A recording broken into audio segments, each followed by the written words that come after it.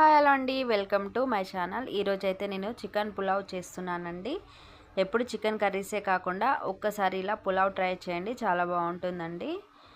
నేనైతే ఇక్కడ 1 kg chicken తీసుకుంటున్నాను. దానికి తగినంత కారము, ఉప్పు, పసుపు, అల్లం వెల్లుల్లి పేస్ట్, ధనియాల పౌడరు, విడిగరం మసాలాలు అన్నీ వేసుకొని పుదీనా కొత్తిమీర కూడా వేసిన తర్వాత అన్నీ బాగా కలిసేలాగా ఒకసారి కలుపుకొని ఒక 1 అవర్ పాటు పక్కన ఉంచుకోవాలి.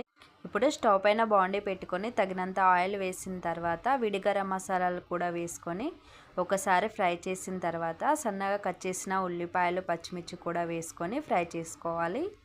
ఇలా అన్నీ ఒకసారి ఫ్రై అయిన తర్వాత 1 స్పూన్ అల్లం వెల్లుల్లి పేస్ట్ కూడా వేసుకొని మనం ముందుగానే కలిపెట్టుకున్న చికెన్ అంతా దీనిలో వేసుకోవాలి.